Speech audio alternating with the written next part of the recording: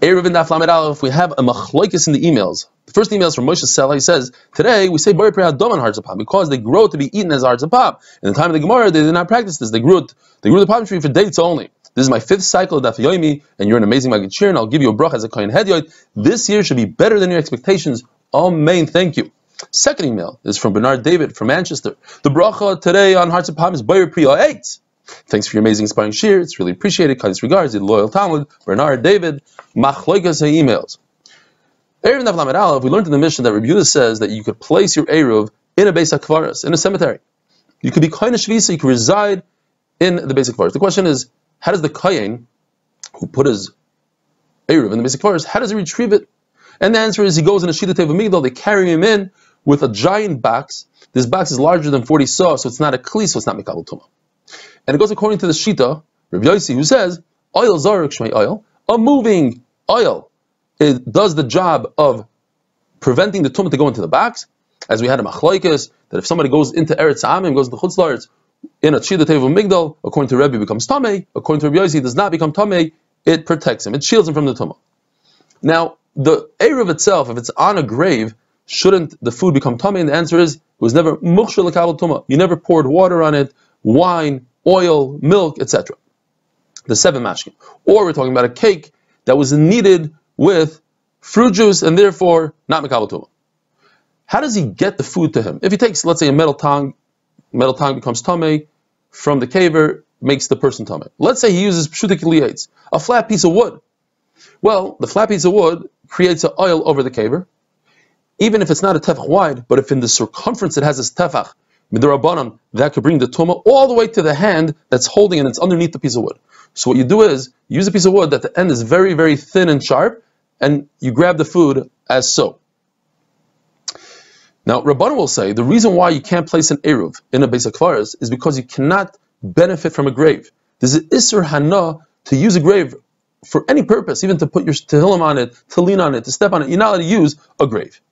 Now, even though everybody holds that the only reason why you make an Eruv is for a mitzvah, yet there's a machlokes here, since there's a side benefit, the Eruv itself, you want to eat it. Some people say, well, Yehuda is going to hold. You're not going to eat the food that you leave in the cemetery. Chacham say, yeah, you never know. Maybe the guy's going to want a sandwich. He's hungry. He'll go back to the cemetery, and therefore the cemetery is protecting a sandwich, and that's a side benefit, and it's asur.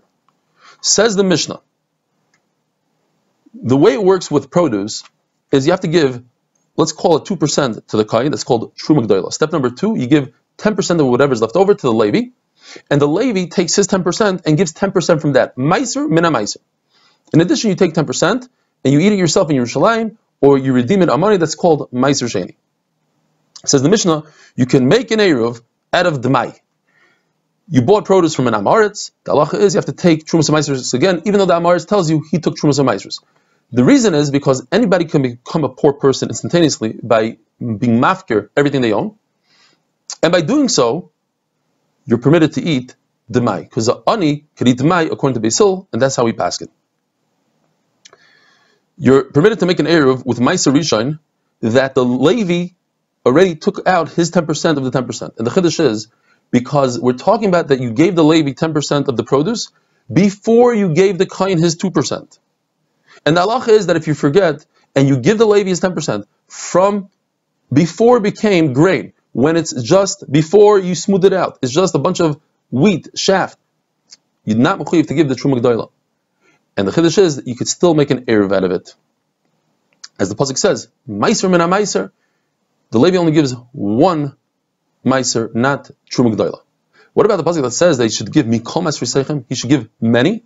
That's true if the Yisrael gave the Levi after he smoothed out the pile, after it became the gancha, then he would have to give Truma Gdoila to the Kohen. Now you're allowed to make an Eruv out of meiser sheni and hegdish that were redeemed. What's the big chiddush? You did everything you need to do. The chiddush is you didn't do everything you need to do. In addition to redeeming your meiser sheni, you have to also give another 25%, or the Gemara calls it 20%, a chaymesh. In other words, if you have 100, you have to give 125. In Gemara language is 5%, a fifth.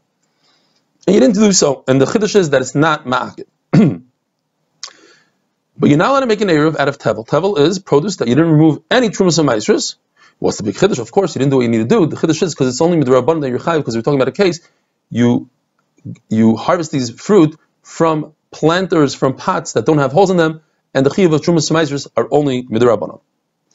Ma'aser Rishon, that the Levi didn't take his truma to give to the kohen, you cannot make an eruv. Ma'aser Sheni, that you didn't do a pidyon, you cannot make an eruv. We're talking about a case, and the chiddush is, where you did the Ma'aser Sheni on money that doesn't have, it's unminted, it doesn't have a depiction on it, and the chiddush is that it doesn't work.